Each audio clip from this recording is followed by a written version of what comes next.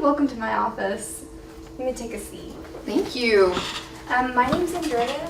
I'm Shelby. Nice to meet you. What brings you in today? So just a few things. So the biggest thing is something about me. I just graduated from the Health Science Center at Texas Tech with my bachelor in speech, language, and hearing. So yeah, that's something really big that I personally accomplished not too long ago. But I'm just kind of like starting real adult life now, so I think that's what kind of pushed me to come in. Some of my friends were telling me that they had friends in PFP at Tech, on Tech's campus, so I was like, wow, like that's a real thing. Maybe I should go utilize a service or two that is in that industry. So Have you ever been to a financial counselor before?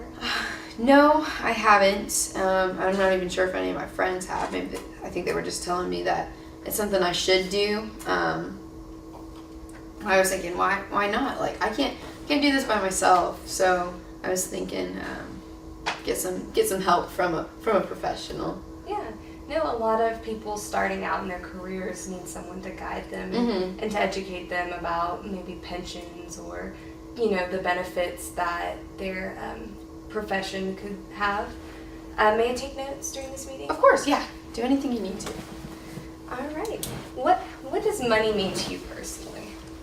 Personally, money kind of is a huge. I feel like money kind of like makes the world go round, but it's not like what creates happiness. People are always like money makes happiness. I'm like, I don't know if it's quite money, but like I feel like you do need money to survive in this world.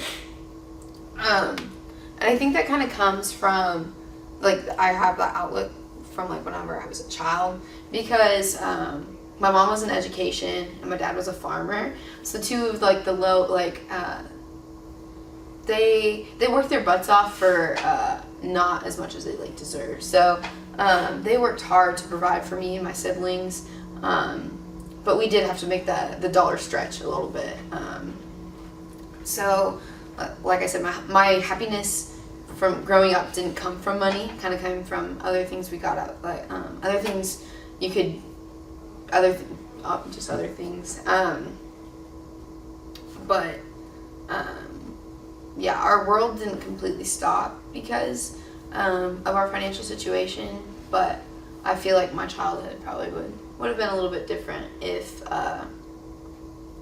we would have had a little bit more money to freely spend. Mm-hmm. And what are your spending habits that you carry from your childhood?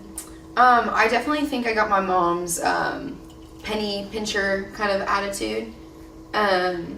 Being able to use coupons, and when I was a student, being able to go anywhere, and if I'd always be the friend in the group to be like, hey, do you have a student discount?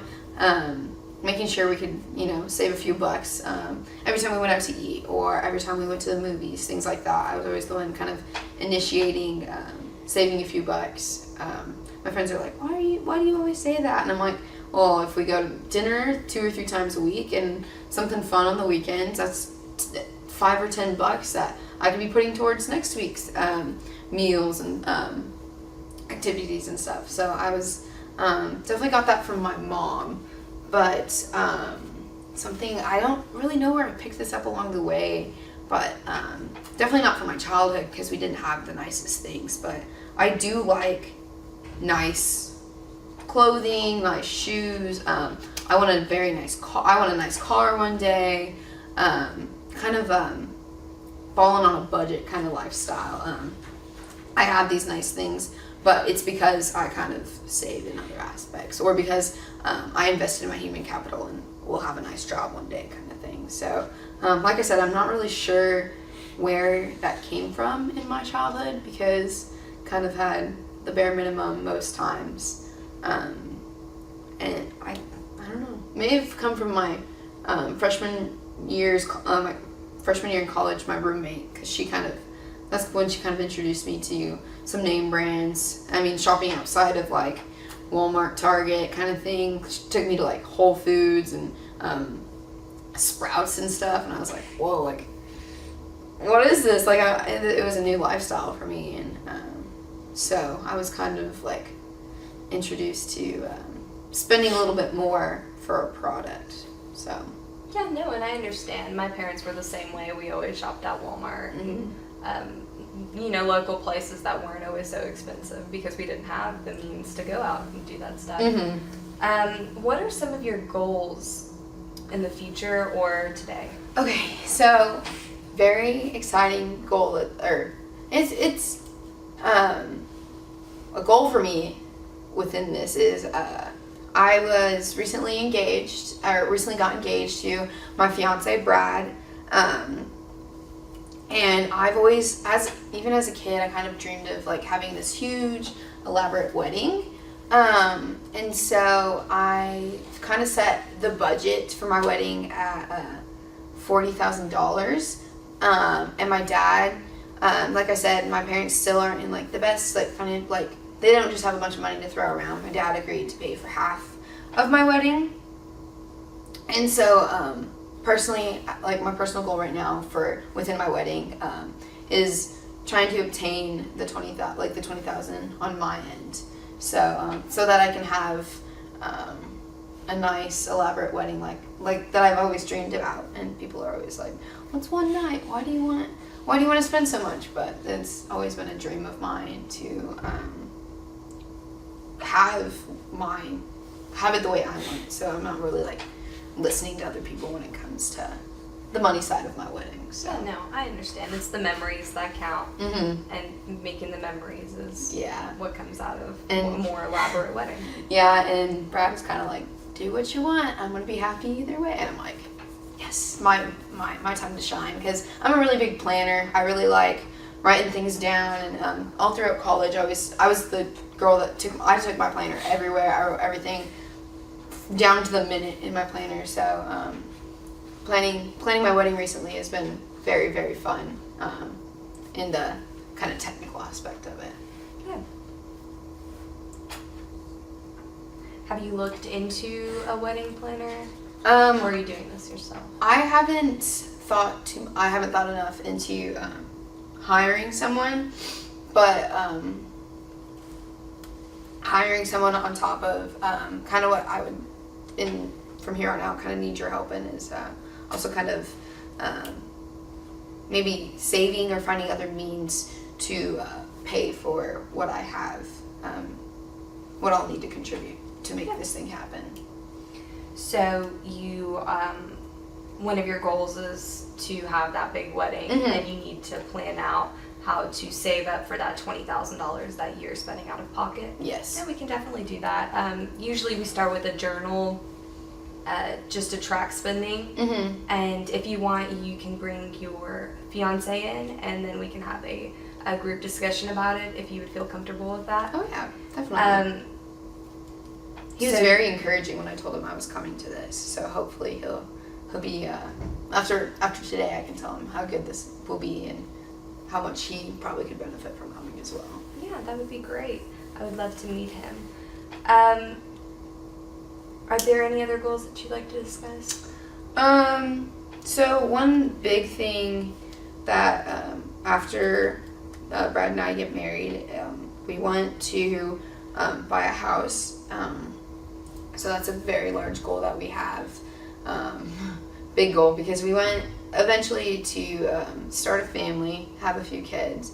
So we kind of like disregarded the kind of like, oh, we'll live in a small house like right after marriage kind of thing. We kind of went for the real deal. And we've been saving for a down payment since we talked about getting married. So, and this was probably 6 years ago maybe that we kind of started putting some money away for a down payment. And anytime we kind of got large amounts, like at Christmas or after Brad's grandfather passed away, the money he kind of left for him, we kind of put into the savings the saving we have for our down payment.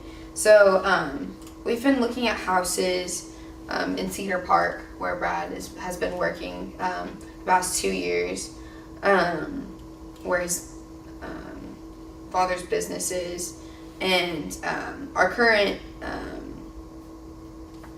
I think we have about $35,000 saved just from jobs I've worked and his right now. And like I said, some of the money he got after his grandfather's passing. So we haven't really it hasn't exactly been like a set out plan for that down payment, just kind of throw some money in when we can.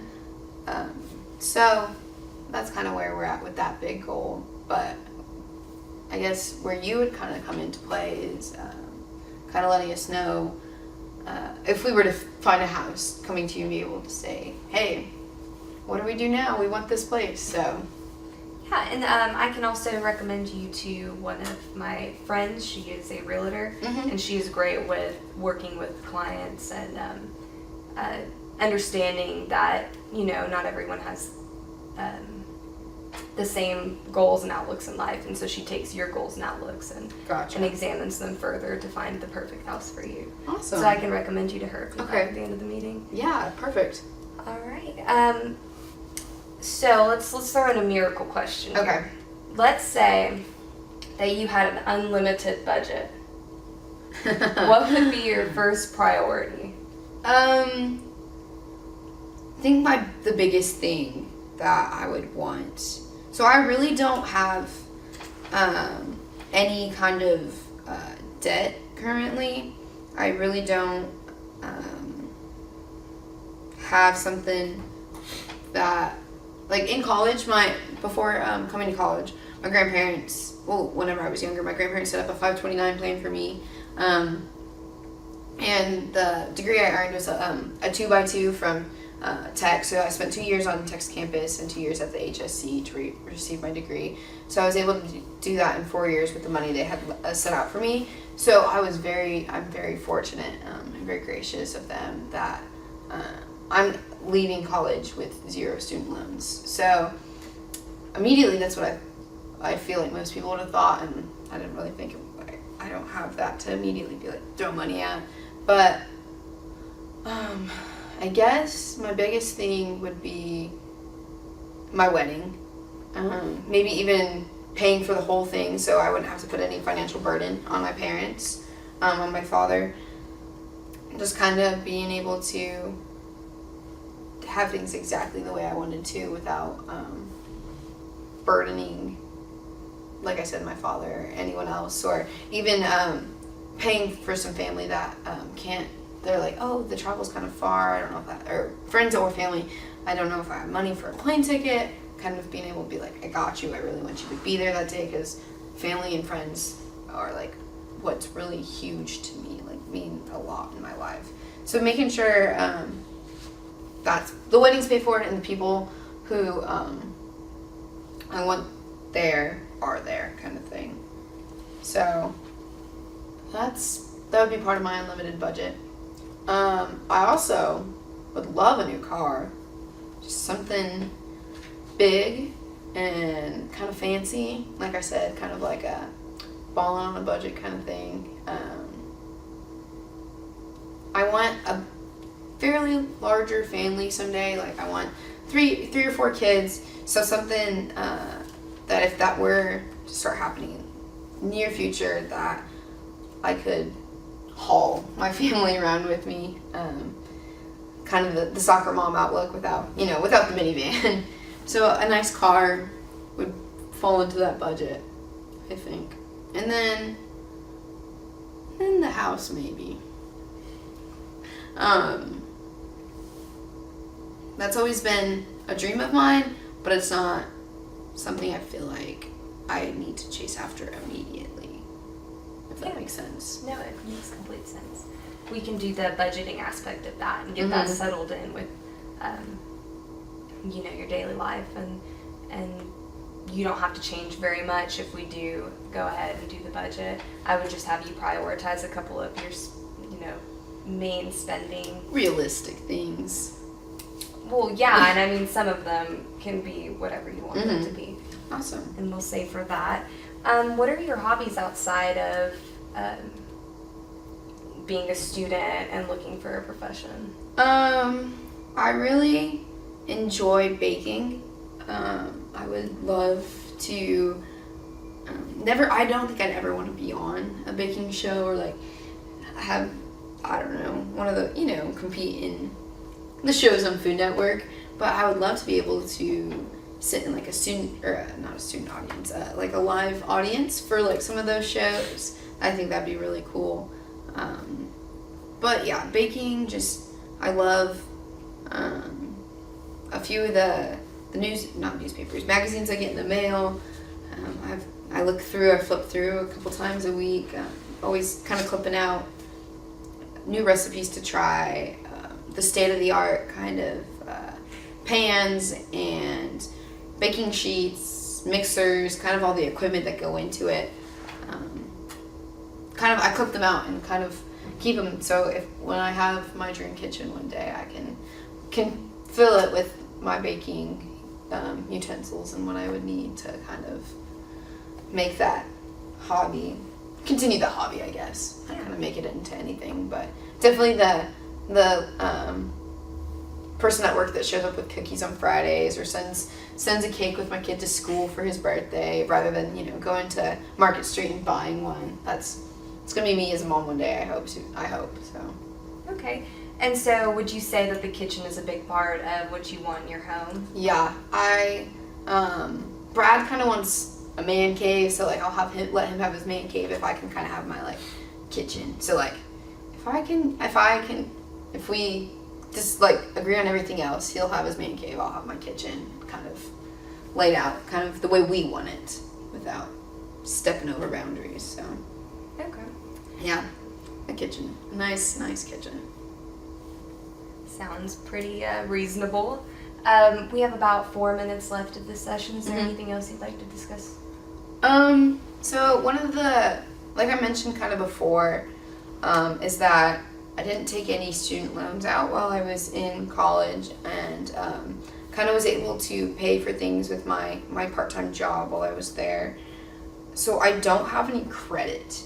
And that's something I really want to build on by the time I get married, so Brad and I can have, be able to get a loan for the house and get a nice one. So I guess what I'm trying to say is, another thing that I want to get from us meeting is a way to build my credit and kind of in a smart way without like taking out a car loan that I'm not able to pay kind of thing.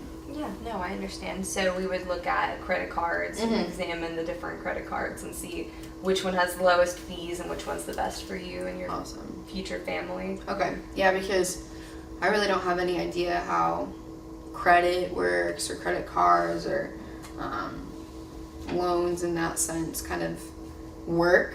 So I would definitely need some help kind of understanding what it takes to have a credit card, I guess. Yeah, no, we can go over that, no problem.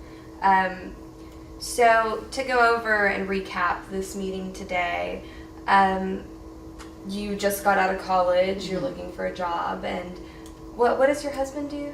So he works for his dad's boat business. They kind of run out and clean and service boats near Lake Travis, and so he has been working there for 2 years after graduating from tech, and he graduated from the Rawls with his with a BA, and so he's planning to take over his dad's business one day, and so that's kind of where he's at there. He definitely came from a wealthier family than I did, so he always had that boat business. His dad always had it. Actually got it kind of inherited from his grandpa, and then Brad's dad, and now Brad one day. So his dad basically just told him, go get a degree and it can be yours one day. And I was like, wow, must be nice. can't relate. So there's definitely a line between our family dynamics regarding money. But like I said, I don't know, maybe even Brad is the reason I like nice things, since he kind of always grew up with them, that influence from him. But we'll blame Caroline, my freshman roommate, instead. All right, to go over more of those goals, you just got engaged, you're planning a wedding, you want to pay for at least half of the wedding. We could start with journalizing and looking over spending habits and maybe discussing in further detail those habits and other things such as credit and learning how to use credit, educating you in the aspects of credit, as well as looking into that house, seeing if you can make down payment and find a mortgage that's suitable for you. Is there anything else you'd like to discuss today? Can't really think of anything else. Yeah, I think you touched on just about everything that I came to see you for, so. All right, that's great. Thank you so much for coming. I really appreciate it. This is a big step towards planning for your future. And thank you. budgeting.